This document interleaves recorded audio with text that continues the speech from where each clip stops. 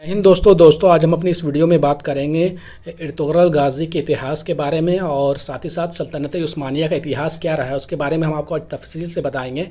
और साथ ही साथ आपसे गुजारिश करते हैं कि आप इस वीडियो को आखिर तक ज़रूर देखिएगा। दोस्तों आपको पता ही है कि ड्रिलिस इर्तुगरुल गाज़ी ये जो शो आया है, तुर्की का ड्रामा सीरियल शो आया है, इस वक्त पूरी दुनिया में धूम मचा के रख दिया है और पूरी दुनिया में सबसे ज़्यादा देखा जाने वाला शो बन चुका है। दोस्तों इस शो को अब तक दुनिया के 160 से ज़्यादा मुल्कों में देखा जा चुका है और इस शो को 90 से ज़्यादा भाषाओं में डबिंग किया गया है, जिससे कि ज़्यादा से ज़्यादा लोगों तक पहुँच रहा है। लोग इसे काफ़ी ज़्यादा पसंद कर रहे हैं और अपने परिवार के साथ बैठ करके इसे देख रहे हैं।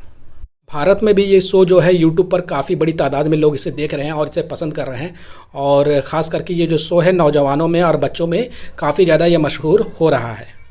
आप जानते हैं कि पूरी दुनिया में इस्लाम को अगर पहुंचाने में, इस्लाम को फैलाने में एक बहुत बड़ा किरदार जो है खलीफों का रहा है। आप जानते हैं कि इस्लाम में 4 खलीफा गुजरे हैं, जो सबसे पहले थे अबू बकर सिद्दीक, उसके बाद फिर उमर फ़ारूक का दौर आता है। और उमर फ़ारूक के दौर में तो ये कहा जाता था कि जो शैतान है वो छुप करके बैठ जाता था। जिस रास्ते से उमर फ़ारूक निकल जाते थे शैतान वो रास्ता को खाली कर दिया करता था। और जो गुनाह करने वाले लोग होते थे, जिनके दिल में ख़याल आता था कि हम गुनाह करें, लेकिन उमर फ़ारूक का दौर ऐसा था कि गुनाह करने से पहले लोगों के रूह तक काँप जाते थे और वो गुनाह नहीं किया करते थे। तो उमर फ़ारूक का दौर बहुत ही बेहतरीन दौर बताया जाता है। चारों खलीफा का दौर बहुत अहम रहा, लेकिन उमर फ़ारूक की दौर की बात ही अलग रही। उसके बाद फिर उस्मान गनी का दौर आया, उसके बाद फिर जो आखिरी खलीफा हमारे रहे मौला अली का दौर आया। जब ये चारों खलीफा दुनिया से पर्दा फरमा के चले गए तो इस्लामी दुनिया को एक और बेहतरीन खलीफा की ज़रूरत थी। और इसी दौर में मुसलमान जो था वो बहुत ज़्यादा वो परेशान था और बहुत ज़्यादा वो तकलीफ़ में था और जो इस्लाम था वो बहुत ही नाजुक दौर से गुजर रहा था। और इसी दौर में जो पूरे दुनिया का नक्शा है दिन ब दिन बदलता जा रहा था और अलग अलग राजाएं अलग अलग इलाकों पे कब्ज़ा कर रहे थे। तो इसी दौर में एक बादशाह गुजरा है जिसका नाम चंगेज़ खान था। वो मंगोल था और मंगोल जो थे बहुत ही वहशी दरिंदे लुटेरे हुआ करते थे। जिस देश की तरफ, जिस सल्तनत के ऊपर वो नज़र डालते थे उस सल्तनत को तबाह बर्बाद कर दिया करते थे। उसकी हुकूमत जो थी वो पूरा चाइना पर कब्ज़ा उन्होंने कर लिया था, ईरान को उन्होंने अपने शिकंजे में कस लिया था और दुनिया के एक बहुत बड़े हिस्सों में वो हुकूमत मंगोल करने लगे थे। साथ ही साथ उससे जो तुर्क थे वो भी काफ़ी परेशान थे और ये इस्लाम के लिए भी ख़तरा बनते जा रहे थे। दूसरी तरफ एक और हुकूमत चलती थी जो कि ख्वारजम की थी और ख्वारजम पर जब मंगोलों की नज़र पड़ी और चंगेज़ खान ने जब ख्वारजम पर हमला किया तो उसे पूरी तरह से तबाह बर्बाद कर दिया। इसी दौर में एक कबीला था जो कि था काइल कबीला के नाम से जाना जाता था और इस कबीले में बहुत सारे बहादुर जंगी और बहुत सारे नौजवान मौजूद थे जो जंग लड़ने में बहुत ज़्यादा माहिर हुआ करते थे और बहुत ही ताकतवर हुआ करते थे। साथ ही साथ ये नमाज़ों को भी काफ़ी अदा किया करते थे, 5 वक्त नमाज़ों के भी पूरे पाबंद थे और शरीयत के पूरे पाबंद हुआ करते थे। काइल कबीला की खासियत ये थी कि ये इनका कोई ख़ास ठिकाना नहीं हुआ करता था, आज यहाँ तो कल वहाँ। ये खास करके पानियों, जहाँ पर पानी का इंतज़ाम हो और वहाँ पर उपजाऊ ज़मीन हो, वहीं पर ये अपने खेमा गाड़ करके अपने पूरे परिवार और तमाम लोगों के साथ रहा करते थे, अपनी जीवन जो है बसर किया करते थे। और इस काइल कबीले के जो सरदार थे उनका नाम था सुलेमान शाह और सुलेमान शाह के जो थे 4 बेटे हुआ थे, जिसमें सबसे बड़े थे गुंदुगो और दूसरे नंबर पे थे इर्तुगरुल और इनके अलावा 2 बेटे और थे जिनका नाम सुंगुर तकीन और दुंदर था। सुलेमान शाह की मौत के बाद जो उनके बड़े बेटे गुंदुगलू थे वो हलब चले जाते हैं और काई कबीले का जो नया जो सदर बनता है, जो काइल कबीले का नया सरदार बनता है वो था इर्तुगरुल गाज़ी जो थे वो दिल के बहुत ही नेक इंसान थे, साथ ही साथ एक वली कामिल शख्स भी थे। और आपको बता दें ये मोहिउद्दीन इब्नुल अरबी जो कि बहुत बड़े स्कॉलर गुजरे हैं, बहुत बड़े साइंटिस्ट भी रहे हैं, बहुत बड़े मैथमेटिशियन रहे हैं। उसके बारे में एक अलग तफसीलात से मैं वीडियो कल या परसों में डाल रहा हूँ, जिसमें आपको बताऊँगा कि जो इनके पीर थे मोहिउद्दीन इब्नुल अरबी, आपने अगर इस शो देखा होगा तो आपने देखा होगा कि इर्तुगरुल गाज़ी जब भी जंग करने जाते हैं या कोई बात उनको परेशान करती तो वो अपनी बातों को लेकर के मोहिउद्दीन इब्नुल अरबी जैसी शख्सियत के पास जाते हैं और जंग में जाने से पहले उनसे दुआ करवाते हैं। तो इससे नौजवानों को ये सीखना चाहिए कि आज के जो नौजवान है वो अपने उलमा से दूर है, दरगाहों से दूर है, दरगाहों में जो बड़े और काबिल जो बुज़ुर्गान दिन बैठते हैं उनसे दूर है। और वहीं देखिए जो इर्तुगरुल गाज़ी जो इतना शक्तिशाली बादशाह गुजरा और इस्लाम को उन्होंने पूरी दुनिया में फैलाने में बहुत बड़ा अपना योगदान दिया, वो बड़े बुज़ुर्गों के साथ बैठा करते थे, उनसे दुआ करवाया करते थे। लेकिन आज की जो नौजवान है वो गंदगियों की तरफ बढ़ रही है, सिनेमा घरों की तरफ बढ़ रही है, जिसका नुकसान यही हो रहा है कि जो मुसलमान है हर जगह पीसा जा रहा है, उनको कूटा जा रहा है, मारा जा रहा है, वो आपके सामने से गुजर रहा है। तो मोहिउद्दीन इब्नुल अरबी के बारे में एक अलग से वीडियो मैं बना दूंगा। अर्तुगरुल गाज़ी अपनी ताकतवर सेना को लेकर के जब वो सरजुल की तरफ रवाना हो गए थे और वहाँ के बादशाह से जब मिलने जा रहे थे, तब उन्होंने देखा दो फ़ौजें जो हैं आपस में लड़ रही हैं और जिसमें से एक फ़ौज जो है इसमें बहुत कम सिपाही है और वो कमज़ोर पड़ रहा है। तो अर्तुगरुल गाज़ी का ये कहना था कि जो कमज़ोर पड़े उसके साथ खड़े हो जाओ, और अर्तुगरुल गाज़ी जो है जो फ़ौज कमज़ोर पड़ रही थी उसके साथ खड़े हो गए और जंग में शामिल हो गए।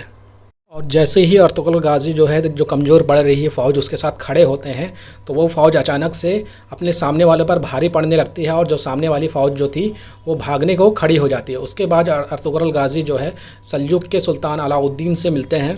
सल्जुक के सुल्तान को दो फ़ौजों से काफ़ी उन्हें डर था। एक फ़ौज थी सलेबियों की और दूसरी फ़ौज थी वो मंगोलियों चंगेज़ खान की, जो कत्लो गारत मचाए हुए थे और मुसलमानों को तबाह बर्बाद किए हुए थे।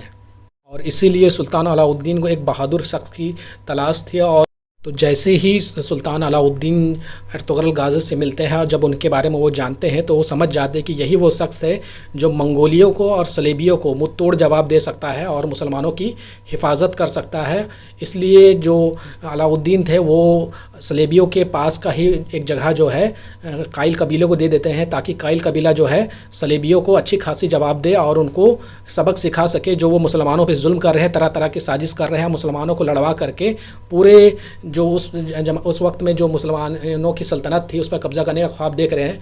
तो उसको अगर कोई तोड़ सकता है और उनका जो ख्वाब को कोई निस्तो नाबूद कोई कर सकता है तो वो गाज़ी अर्तुगरुल ही है। अर्तुगरुल गाज़ी जो थे वो दिन ब दिन फ़तह हासिल करते जा रहे थे और सलीबियों जो थे वो जो साजिश किया करते थे मुसलमानों के खिलाफ वो दिन ब दिन मुँह की खाते जा रहे थे। और साथ ही साथ जो सुल्तान अलाउद्दीन था उनका जो एरिया था वो दिन ब दिन बढ़ते जा रहा था, क्योंकि अब उसकी कमान जो है गाज़ी अर्तुगरुल ने संभाल ली थी, जिससे जो सुल्तान अलाउद्दीन का एरिया था वो दिन ब दिन बढ़ता जा रहा था। और गाज़ी अर्तुगरुल की बहादुरी को देखते हुए जो और भी तुर्क कबीले थे, जो अलग अलग इलाकों में तुर्क कबीले थे, वो सारे वहाँ के जो जंगू नौजवान थे वो अर्तुगरुल गाज़ी की फ़ौज में शामिल होते गए। उसके बाद जो सुल्तान अलाउद्दीन थे वो खुश होकर के और भी तुर्क लोगों की जो कबीले थे वो इलाके थे वो अर्तुगरुल को सौंप देते हैं और गाज़ी अर्तुगरुल जो थे एक के बाद एक इलाकों को फ़तह करते जाते हैं। आगे चल कर के गाज़ी अर्तुगरुल की शादी जो है हलीमा सुल्तान से होता है, जो कि सल्जुक के शहज़ादा जोयास उद्दीन की बेटी थी, और उनका जो निकाह होता है वो गाज़ी अर्तुगरुल के साथ होता है। और इन्हीं के बेटे थे उस्मान, जिन्होंने सल्तनत उस्मानिया की बुनियाद रखी थी। अर्तुगरुल गाज़ी और हलीमा सुल्तान के कुल मिलाकर के 3 बेटे थे, इंदोज़, सब्ज़ और उस्मान। अर्तुगरुल गाज़ी की वफ़ात के बाद, उनके पर्दा फरमा लेने के बाद, जो गाज़ी उस्मान थे वो अपने वालिद की तरह एक बहादुर जंगी थे और उन्होंने भी जो अपना फ़तह का सिलसिला है उन्होंने जारी रखा और कई इलाकों को उन्होंने फ़तह कर लिया। लेकिन एक वक्त ऐसा भी आया जो सल्जुक सल्तनत थी वो पूरी तरह से तबाह बर्बाद हो जाती है। उसके बाद गाज़ी उस्मान जो है सल्तनत उस्मानिया की बुनियाद रखते हैं, और ये जो सल्तनत उस्मानिया थी ये करीब 600 साल से ज़्यादा हुकूमत की और कायम रही। और आपको बता दें दोस्तों कि इस्लाम में कोई भी खिलाफत हो, इससे पहले भी कई खिलाफत गुजरी है, बनु उमैया की खिलाफत हो या फिर अब्बासियों की खिलाफत हो, लेकिन इतने समय तक 600 साल तक किसी ने अपनी हुकूमत को कायम करके नहीं रखा। और सल्तनत उस्मानिया जो है 1924 में पूरी तरह से ख़त्म हो गया। ये ख़त्म होने का बहुत बड़ा रीज़न रहा कि जो कुछ गद्दार है, कौम के गद्दार है, वो अमेरिकियों के साथ, यहूदियों के साथ मिल करके सल्तनत उस्मानिया को ख़त्म कर दिए। और उस्मानी सल्तनत को ख़त्म करके जब उस्मानिया सल्तनत ख़त्म हुई तो 40 नए देश बने, जो आप देख रहे हैं आजकल के यूनाइटेड अरब अमीरात हो, कतर हो, ये सब जो देश है उस वक्त नहीं हुए थे। सब कुछ ये सब सल्तनत उस्मानिया के अंडर में आया करता था, लेकिन कुछ कौम के गद्दारों ने अमेरिकियों और यहूदियों के साथ मिल करके सल्तनत उस्मानिया को ख़त्म कर दिया। और आज भी ये कौम के गद्दार मौजूद है और हुकूमत कर रहे हैं। हुकूमत उस जगह पे कर रहे हैं जहाँ पर सल्तनत उस्मानिया का एक वक्त राज चला करता था। और सल्तनत उस्मानिया वो था जिसने नबी करीम सल्लल्लाहु ताला अलैहि वसल्लम के मदीना शहर को, मक्का शहर को बहुत ही अदब व एहतराम के साथ बनाया था। और आपको बता दूं दोस्तों कि यही सल्तनत उस्मानिया था जिसने नबी करीम सल्लल्लाहु ताला अलैहि वसल्लम के रोज़े को, पहले ये नीला हुआ करता था, इसके बाद फिर इसके ऊपर हरे रंग का लेप चढ़वाया, हरा रंग का बनवाया और सब्ज़ कलर इसके ऊपर चढ़वाया था। यही सल्तनत उस्मानिया था। और इस शो के आने के वजह से जो कौम के गद्दार हैं उनको भी बहुत ज़्यादा तकलीफ़ हुई है। जिस तरह से तकलीफ़ जो है यहूदियों को हुआ है, अमरीकियों को हुआ है, उसी तरह का तकलीफ़ जो है कौम के गद्दार जो देशों, अलग अलग देशों पर अभी काबिज़ हैं, हुकूमत कर रहे हैं, उनको भी तकलीफ़ हुआ। इसलिए कुछ इस्लामिक ममालिक में भी ये शो जो है बैन कर दिया गया है। तो मुसलमानों को समझना होगा कि जो कौम के गद्दार हैं वो सल्तनत उस्मानिया के दौर में भी थे, उससे पहले भी रहे हैं, और ये अपने आप को बज़ाहिर मुसलमान दिखाते हैं। जो आपने देखा होगा असल में ये मुसलमान नहीं होते थे, ये सलीबी होते थे या फिर मंगोली होते थे या फिर ये यहूदी हुआ करते थे। तो मुसलमानों के भेष में आज भी कौम के गद्दार घुसे हुए हैं, ये यहूदी घुसे हुए हैं जो मुसलमानों को तबाह बर्बाद करने में लगे हुए हैं, आज भी लगे हुए हैं।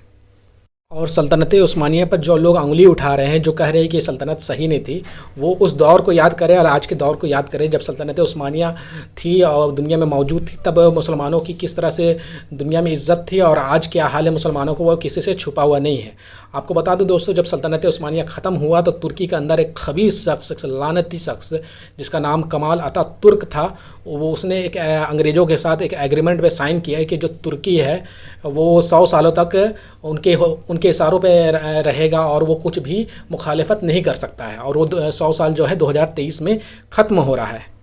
कमाल अतातुर्क जो था इतना खबीस शख्स था कि वो तुर्की के अंदर से पूरा इस्लाम को ख़त्म ही कर देना चाह रहा था।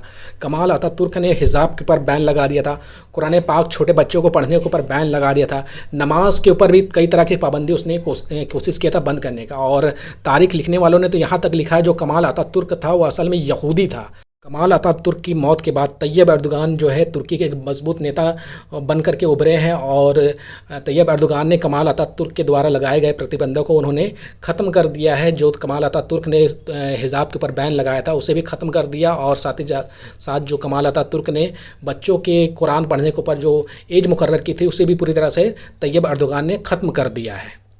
और आने वाले वक्त में ऐसा हो सकता है कि तैयब एर्दोगान हो या फिर तुर्की का कोई और नेता हो जो वापस से खिलाफत को कायम करेगा, वापस कायम करेगा। तो अंत में हम इतना ही कहना चाहेंगे कि ये फ़कत एक ड्रामा नहीं बल्कि ये एक शहर है जो मशहूर कर देता है, एक तिलिस्म है जो जकड़ लेता है। ये मगरिब के हर किलाए को पास पास कर देने वाला जाबाज सिपाही मगरिब पश्चिम देश जो है वो इससे इतना परेशान है। आप इसका अंदाज़ा इसी से लगा सकते हैं कि न्यूयॉर्क टाइम्स ने इस शो को तुर्की का सॉफ्ट एटम बम करार दिया है और कहा कि तैयब एर्दोगान इसके ज़रिए मुसलमान नौजवानों को वर्गला रहे हैं और उन्हें अजीम इस्लामी सल्तनत के दिलकश ख्वाब दिखा रहे हैं। इसके ज़रिए ऐसा जज्बा पैदा किया जा रहा है जो अनकरीब क़यामत खेज़ तूफ़ान की सूरत में नामुदार होगा। दरअसल बात यह है कि इस ड्रामे के ज़रिए मुसलमानों की बुज़दली और एहसास कमतरी को ख़त्म किया जा रहा है और उन्हें अपनी तहजीब पर फ़ख्र करना सिखाया जा रहा है। सूफिया कराम, उलमाए कराम और बुज़ुर्गान दीन पीरों से ताल्लुक़ कायम करने के लिए उन्हें मुहिउद्दीन इब्नुल अरबी जैसी मशहूर और बहुत बड़े दानेश्वर, बहुत बड़े इल्म के फ़नकार की मजलिस दिखाई जा रही है। इस वक्त ये ड्रामा जो है अब तक 160 से ज़्यादा देशों में देखा जा चुका है। ड्रामे शो को देखने के बाद आप ज़रूर सोचेंगे कि आखिर क्यों यूरोप जो है हमारे बच्चों को पोलियो की कतरे पिलाने पर इतना जोर क्यों दे रहा है। यह भी मालूम हो जाएगा कि मुसलमान की आपसी लड़ाइयों से कौन किस तरह फ़ायदा उठा रहा है। अगर आप तलाश करेंगे तो आज भी आपको इस ड्रामे के किरदार जगह जगह नज़र आएंगे और कौम के गद्दार भी आपको जगह जगह नज़र आएंगे। इस ड्रामे के मुतालिक किए गए प्रोपेगेंडे के मुतालिक तैयब एर्दोगान ने एक बात कही है, एक जुमला कहा है जिसके साथ हम वीडियो ख़त्म कर रहे हैं। जब तक शेर खुद अपनी तारीख नहीं लिखेंगे, जब तक शेर खुद अपनी तारीख नहीं लिखेंगे तब तक शिकारी ही हीरो बना रहेगा। तो दोस्तों आपको ये वीडियो कैसे लगी कमेंट करके ज़रूर बताइएगा। इस वीडियो को ज़्यादा से ज़्यादा शेयर करें।